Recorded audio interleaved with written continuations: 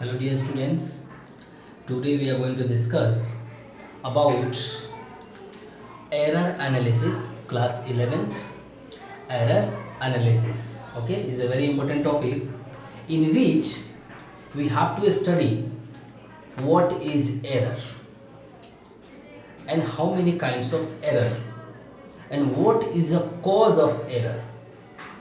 Error के क्या regions हो सकते हैं और एरर्स हम किसको बोल सकते हैं, दैट्स अ मेजर क्वेश्चंस। और एरर्स एक्चुअली है क्या?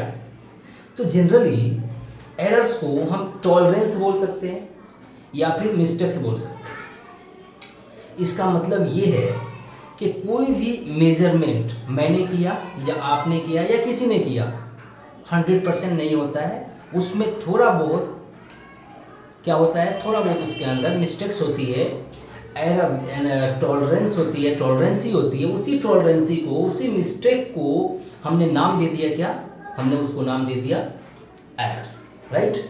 अब एरर्स कैसे मालूम चलेगा?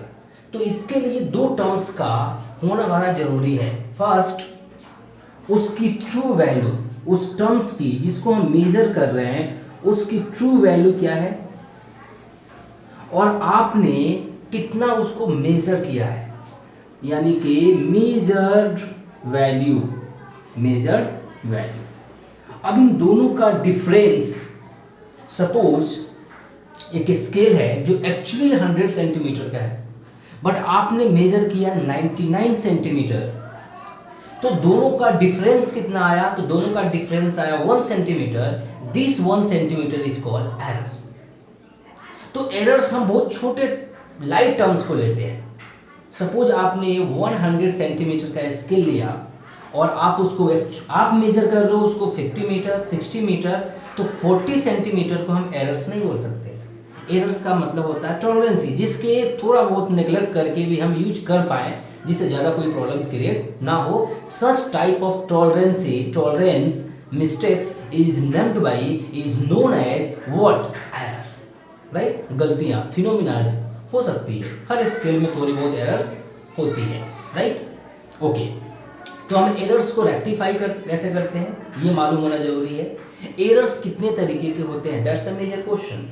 एक बार फिर से, जो एरर्स होगा हम उसको इस तरीके से नोटिफाई कर सकते हैं कि उसकी ट्रू वैल्यू कितनी है, उसकी ट्रू वैल्यू कितनी है और उसका क्या डिफरेंस है उसके मेजर्ड वैल्यू से, मेजर्ड वैल्यू से। तो इन दोनों का डिफरेंस हम आगे जाकर इसको कैलकुलेशन, जब एरर का कैलकुलेशंस करेंगे तो इसका काफी ज्यादा वहां पे यूज होगा, राइट। ओके, तो एरर्स का मीन्स क्या है कि जो उसके अंदर मिस्टेक्स होती है, जो भी मेजरमेंट के अंदर परफेक्ट अगर नहीं है तो उसके अंदर क्या होगा? मिस्टेक्स होगा, जिसको हम क्या नाम देंगे? हम उसको नाम देंगे एरर, राइट। ओके, अब एरर्स को हमने क्लासिफाइड किया है कॉज के, यानी कि किस एरर का कॉज हमें मालूम है, किस एरर का रीजन, कॉज, कारण हमें मालूम है और किसका रीजन हमें मालूम नहीं है। जिसका मालूम है उसको हमने एक कैटेगरी में किया, जिसको नहीं मालूम है उसको हमने दूसरी कैटेगरी में नोटिफाई किया। ओके, तो एरर्स को बेसिकली देखेंगे यहां पे फिर से, एरर्स को हम बेसिकली दो कैटेगरी में क्लासिफाइड करते हैं, दो कैटेगरी में। एक कैटेगरी होती है सिस्टमैटिक एरर, क्या होती है? फिर से सिस्टमैटिक एरर क्या होता है? सिस्टमैटिक एरर क्या होता है? Systematic error. दूसरा होता है रैंडम एरर, दूसरा क्या होता है? Random error. फिर से वेरी इंटरेस्टिंग टॉपिक, पहला क्या है? सिस्टमैटिक एरर, दूसरा क्या है? Random error. अब ये सिस्टमैटिक एरर और रैंडम एरर का सेंस क्या है, बोलने का मतलब क्या है? यानी कि जिसके चलते ये एरर डेवलप हुआ है उसका कॉज हमें मालूम है या नहीं मालूम है। अगर हमें उसका कॉज मालूम है, यानी उसका जो भी कॉज है, सपोज इसका कॉज, इसका रीजन जिसके चलते ये हुआ है, अगर ये नोन हो, हमें मालूम हो, नोन कॉज है, यानी इसका रीजन अगर हमें मालूम है, तो मैं उसको किस कैटेगरी में रख दिया? तो हमने उसको कैटेगरी में रख दिया सिस्टमैटिक एरर। अगर जिसका कॉज अननोन है, जिसका कॉज क्या है? अननोन कॉज है, अननोन कॉज, तो इसका मतलब हमने उसको किस कैटेगरी में रख दिया? तो उसको हमने दूसरे कैटेगरी में रखा, which is named by what? Which is called what? Random error. क्या बोलेंगे उसको हम रैंडम एरर के नाम से जानेंगे, राइट। अब थोड़ा इसमें समझते हैं रैंडम एरर में। तो पहले आप इतना नोट कीजिए, फिर मैं आगे धीरे धीरे बढ़ता हूं।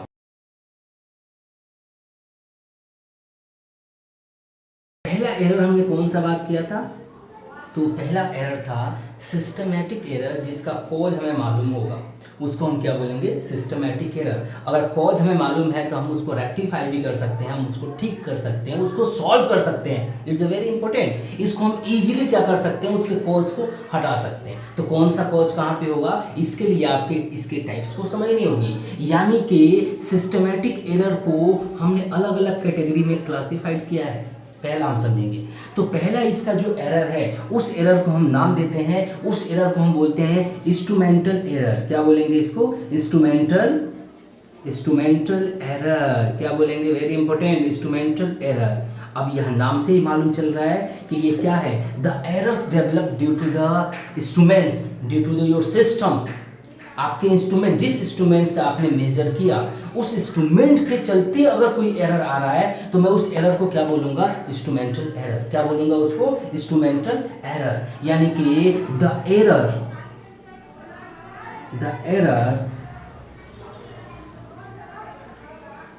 Developed due to system, the error developed due to the system is called what? Instrumental error। क्या बोलेंगे इसको? Instrumental error. अब थोड़ा सा इसको समझेंगे ठीक से। अब सपोज इंस्ट्रूमेंटल एरर का सेंस यहाँ पर क्या है? सपोज आपके पास एक स्केल है, एक आयन स्केल है, कितने सेंटीमीटर का? तो आपके पास एक आयन स्केल है 100 सेंटीमीटर का। एक आयन स्केल कितने सेंटीमीटर का है? 100 सेंटीमीटर का एक आयन स्केल यू है, मान के चलो आपके पास है। और आप काफी टाइम से इस स्केल का, एक आयन स्केल का यूज कर रहे हो। एक आयन स्केल का क्या कर रहे हो? आप यूज कर रहे हो, और यूज करते करते मल्टीपल यूज किया आपने, इतनी बार यूज किया कि ये जो है, आपको मालूम है कि ये 100 सेंटीमीटर विच मीन्स कि 1 मीटर का एक स्केल है, और आपने इसी स्केल का यूज करके आप कुछ भी चीज मेजर कर रहे हो, किसी को ले रहे हो, दे रहे हो, जो भी चीज है, राइट। इतनी बार आपने मल्टीपल यूज किया कि ये जो है, इसके चलते, फ्रिक्शन के चलते, ये फ्रिक्शन के चलते क्या हुआ? ये फ्रिक्शन हुआ। मल्टीपल जब हम यूज करेंगे तो एक कॉज इसके अंदर आएगा, उसको मैं क्या बोलूंगा? फ्रिक्शन। क्या बोलूंगा इसको? फ्रिक्शन बोलूंगा। अब सपोज ये फ्रिक्शन हुआ, इसमें रेगुलर फ्रिक्शन हो रहा है, फ्रिक्शन के चलते, ड्यू टू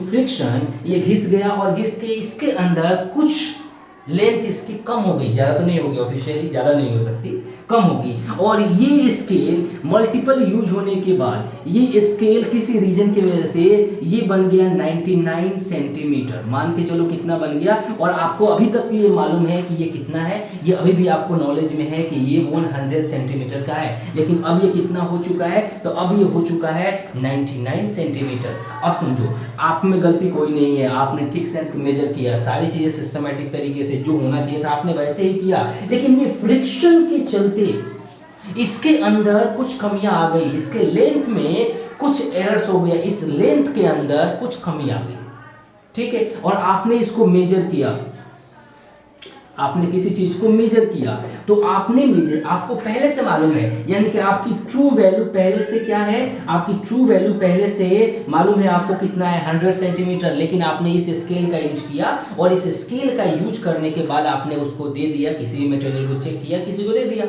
या आपने लिए यूज किया, तो आपको कितना मिला? 99 सेंटीमीटर। तो अब बताओ, एक्चुअल होना चाहिए था 100 सेंटीमीटर, लेकिन मिल रहा है कितना? 99 सेंटीमीटर। तो इसके अंदर एरर्स आ गया, कितने का एरर्स आ गया? तो आपके अंदर एरर्स मिल गया 1 सेंटीमीटर का, जो कि आपको पता, आपने इतनी बार यूज किया, गलती किसी की नहीं है। गलती इसमें किसकी है? तो इसमें गलती है इस इंस्ट्रूमेंट्स की, जिस इंस्ट्रूमेंट के अंदर ड्यू टू द फ्रिक्शंस इसके अंदर लेंथ में कुछ कमी आ गई है, तो such type of friction is known as instrumental error.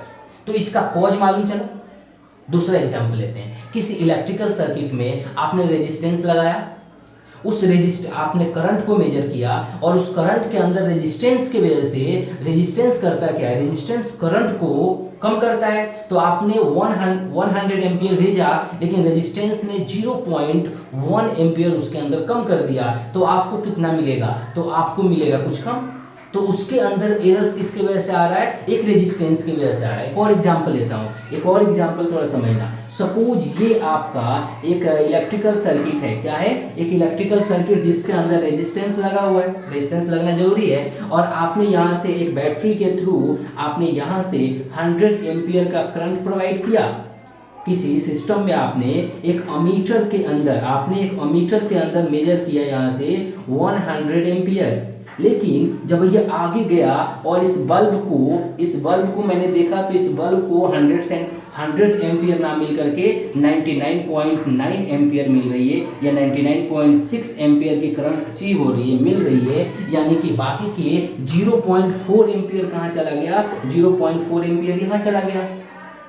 तो एक्चुअली अगर मैं यहाँ पर काउंट करूं, इस बल्ब को लेकर के काउंट करूं, तो इस बल्ब को तो इतना करंट नहीं मिला। इस बल्ब को कितना करंट मिला? 99.6 एम्पियर। इसका मतलब कि एरर्स इसमें किसकी वजह से आया? तो यहाँ पर कॉज क्या था? तो यहाँ पर कॉज था ये फ्रिक्शन, और यहाँ पर कॉज क्या था? यहाँ पर कॉज था रेजिस्टेंस। यहाँ पर कॉज क्या था? रेजिस्टेंस था। तो अब देखो, ये हमारी गलती नहीं है, इसके अंदर सिस्टम की प्रॉब्लम है। ये सिस्टम ने सारी प्रॉब्लम्स क्रिएट की है। तो such type of errors is called instrumental error. बात समझ में आ गई? ओके, इंस्ट्रूमेंटल एरर क्लियर हो गया पक्का। अब दूसरे एरर्स की हम बात करते हैं। दूसरा एरर्स देखते हैं क्या है। दूसरे एरर्स की हम बात करेंगे। दूसरे एरर्स यहां पर आएगा, which is very very important. दूसरा एरर्स, पहला एरर्स क्लियर हो गया, तो दूसरे एरर्स की हम बात करेंगे। तो इसका सेकेंड एरर को हम बोलते हैं टेक्निक एरर। क्या बोलेंगे? टेक्निक। वेरी वेरी इंपॉर्टेंट, मजेदार टॉपिक, टेक्निक एरर। सर ये क्या है technique error? What is a technique error? What do you mean? What do you think about the technique mirror? Is very important. ये भी एक तरह का एरर्स होता है। इस एरर में आपकी कोई गलती नहीं होगी, सिस्टम भी सही होगा। एक तो सिस्टम होगा, एक वर्कर होगा, एक वर्कर और एक सिस्टम, और दूसरा उस प्रोसेस, जिस प्रोसेस के थ्रू कोई भी चीज आप करोगे, यानी कि प्रोसेस जिसके थ्रू आपने किया, उस प्रोसेस को हम क्या बोलते हैं? टेक्निक। उस प्रोसेस को हम क्या बोलते हैं? उस प्रोसेस को हम बोलते हैं टेक्निक। तो इसकी कोई मिस्टेक नहीं है, सिस्टम सही है। बात को समझेंगे। वर्कर जो है वो भी अपने जी जान से बढ़िया से सारा सिस्टम काम किया है, लेकिन इस प्रोसेस को आपने लिया और इस प्रोसेस के चलते उसके अंदर कुछ एरर्स आई। तो such type of error is called technical error या टेक्निक एरर। अभी टेक्निक एरर कैसे होगा? सपोज एग्जाम्पल थोड़ा लेंगे, थोड़ा एग्जाम्पल लेकर समझा रहा हूँ आपको, और मजेदार होगा, फील आएगी थोड़ा फिजिक्स की। समझो, सपोज आपने सिंपल पेंडुलम लिया। क्या लिया आपने? Simple pendulum. क्या लिया आपने? फिर से देखो, मजेदार टॉपिक, फिर से देखो। ये आपने एक सिंपल पेंडुलम लिया। क्या ले लिया आपने? एक सिंपल पेंडुलम। और सिंपल पेंडुलम में ये हमने क्या किया? हमने इसके अंदर इस थ्रेड की लेंथ को ए ले लिया। थ्रेड की लेंथ को हमने क्या ले लिया? ए। अब थोड़ा समझेंगे। और इसके अंदर इसका मास क्या था? तो इसका मास क्या था? mkg। इस बॉब का मास कितना हो गया? mkg। और ये जो है यहाँ से यहाँ आ रहा है और वापस यहाँ से यहाँ जा रहा है। तो आपने इसके टाइम पीरियड का फॉर्मूला लगाया, t = 2π√L/g। आपने सारी प्रोसेस सही की, आपने टाइम पीरियड निकाला था, तो आपने लेंथ यहाँ पे यूज किया, तो आपने यहाँ पर लेंथ ले लिया ये। आपने लेंथ कितना ले लिया यहाँ पे? तो आपने यहाँ पर लेंथ ये ले लिया। आपने लेंथ काउंट किया, एक्चुअली ये लेंथ आपने काउंट किया। यहाँ पे लेंथ को बोला गया था, तो आपने क्या किया? इसमें आपने ये वाला लेंथ लेकर के, इस थ्रेड की लेंथ को लेकर के इसका टाइम पीरियड काउंट किया। आपने क्या किया? इसका टाइम पीरियड काउंट किया। किसको लेकर के? लेंथ को लेकर के। बात को समझेंगे, लेंथ को लेकर के। लेकिन जब मैंने इसको काउंट किया, इस लेंथ को लेकर के, इस प्रोसेस को लेकर के, तो मुझे क्या मिला? जो इसका ट्रू टाइम पीरियड था, इसका ट्रू, किसी ने पहले से एक्सपेरिमेंट किया था, ओके, बहुत अच्छे तरीके से, और उसको टाइम पीरियड मिला था 2 सेकेंड। कितना मिला था? 2 सेकेंड का टाइम पीरियड मिला था। लेकिन आपने जब इस ऑब्जर्वेशन का यूज किया और इस टेक्निक का यूज किया, और टेक्निक का यूज करके आपने जो टाइम पीरियड निकाला, वो टाइम पीरियड मिला 1.9 सेकेंड। कितना मिला? 1.9 सेकेंड। तो इसके अंदर एरर्स आ गई। तो इसके अंदर कितनी एरर्स आ गई, तो इसके अंदर एरर्स आपको मिल गई, इसके अंदर एरर्स मिला 0.1 सेकेंड, कितना मिला 0.1 सेकेंड। तो ये एरर्स अब कहां से आई, अब इसके कॉज को ढूंढने के लिए हम गए वापस, तो वापस में जब इस कॉज को ढूंढोगे तो मालूम चला कि आपने जो ये लेंथ एज्यूम किया था, जिसको आपने क्या बोला था यहाँ पे, इस एल को आपने, इस एल को जो आपने मान के चले थे कि length of the thread, actually ये थियरी गलत थी। एक्चुअली इस एल का सेंस क्या था, तो इस एल का सेंस था कि जो ये बॉब होगा, इस बॉब का कुछ रेडियस भी होगा और इस थ्रेड का कुछ लेंथ होगा। तो एक्चुअली जो एल बोलने का यहाँ सेंस था, वो एल इस चीज को दिखा रहा था कि लेंथ ऑफ द थ्रेड, यानी कि जो थ्रेड का लेंथ था उसको लेना था हमें, और साथ में radius of the Bob, radius of the sphere, radius of the sphere आपको इसको भी लेना था, लेकिन आपने क्या किया, सिर्फ लेंथ ऑफ द थ्रेड लिया।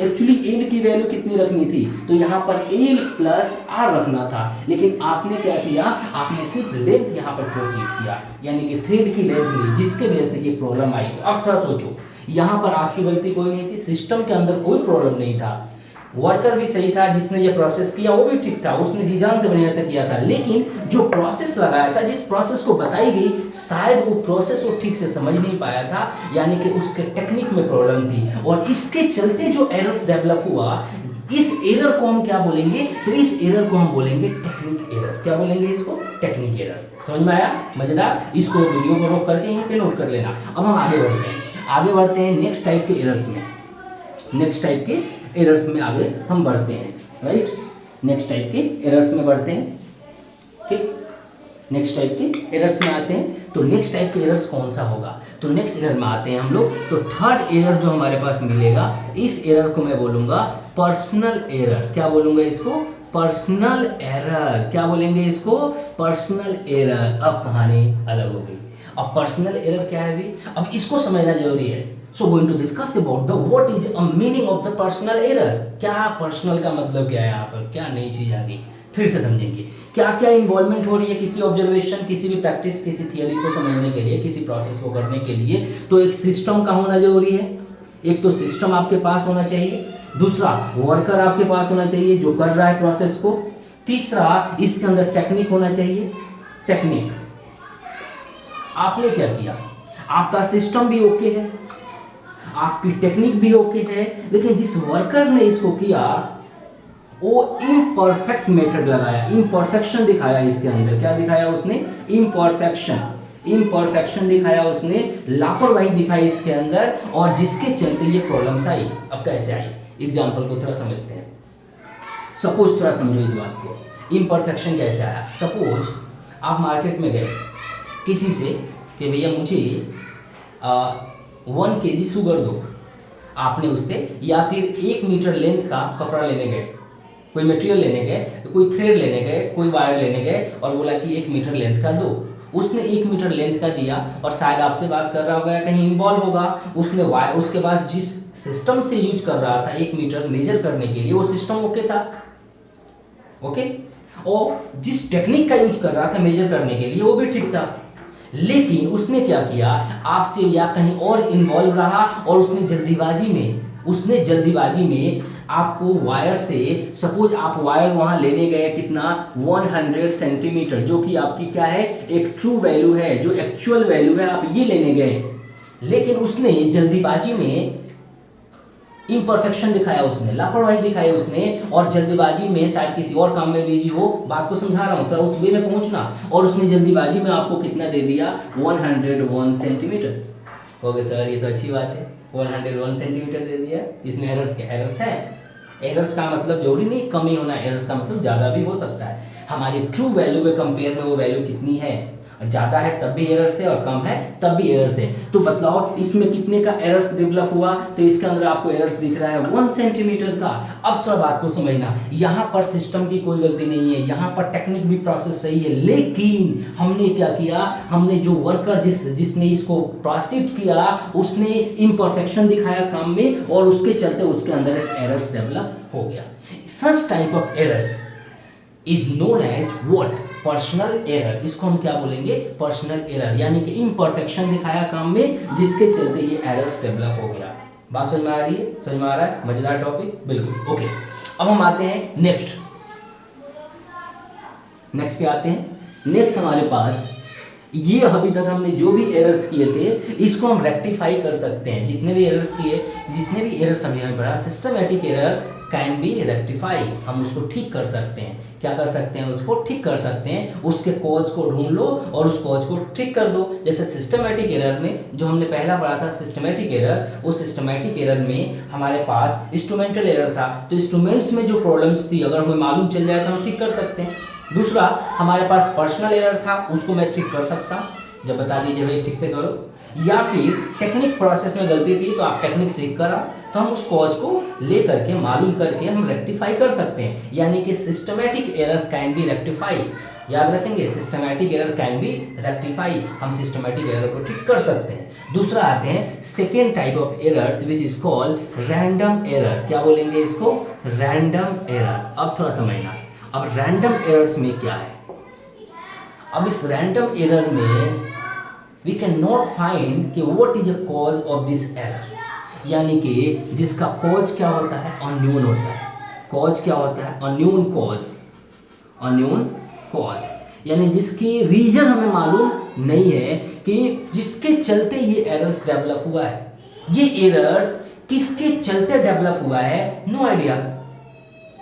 अगर ये एरर्स हमें नहीं मालूम है तो इस तरह के एरर्स को हम क्या बोलते हैं? रैंडम एरर्स बोलते हैं। क्या बोलते हैं इसको? रैंडम एरर्स बोलते हैं। इस रैंडम एरर्स में क्या होता है कि we can not find if we can not find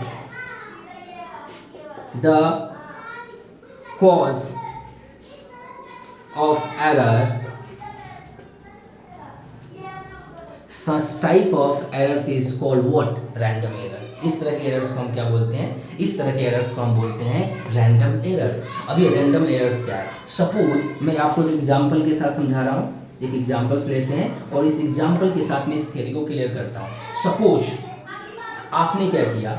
आपने कोई मेजरमेंट किया, किसी भी चीज को मेजर किया और मेजर करके आपने उसकी वैल्यू कुछ ले ली। सपोज एक मटेरियल है और उस मटेरियल का आपने, एक मटेरियल है, ठीक है, और इस मटेरियल को आपने मेजर किया और इसकी बताई गई थी कि इसकी ट्रू वैल्यू कितनी है। तो इसकी ट्रू वैल्यू बताई गई आपको कि इसकी ट्रू वैल्यू है 100 सेंटीमीटर या फिर कोई एक पर्टिकुलर ट्रू वैल्यू x है, राइट।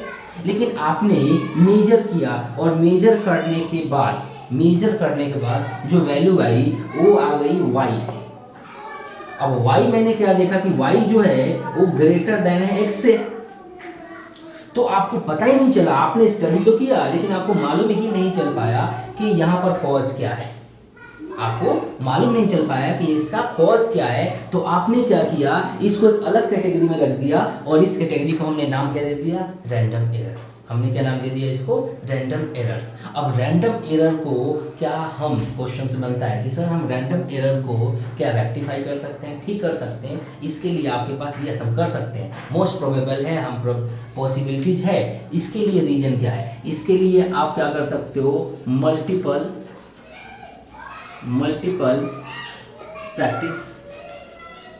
प्रैक्टिस या मल्टीपल एक्सपेरिमेंट कर सकते हो। मल्टीपल एक्सपेरिमेंट करते जाओ, नंबर ऑफ ऑब्जर्वेशंस को बढ़ाते जाओ, नंबर ऑफ ऑब्जर्वेशन को इंक्रीज करो। नंबर ऑफ ऑब्जर्वेशंस को जब आप इंक्रीज करोगे तो ये दो डायरेक्शंस में चलेगा। इसका जो इसकी जो कॉज है जिसके चलते ये हो रहा है वो तो नहीं मालूम है, लेकिन ये क्या होगा? दो डायरेक्शंस में चलेगा इसके एरर्स, 50% पॉजिटिव और 50% निगेटिव। यानी कि ठीक होने के भी चांसेस उतना ही है जितना उसके गलत होने की या एरर्स मिलने के चांसेस है। तो जितनी ज़्यादा आप उसको प्रैक्टिस करोगे उतनी ज़्यादा इसके अंदर परफेक्शन आती जाएगी। और पॉसिबिलिटी जितनी है, 100% तो हम नहीं कर सकते, लेकिन जितनी आपकी पॉसिबिलिटी है उतना आप एरर्स को कम कर सकते हो। तो such type of errors is named by random error.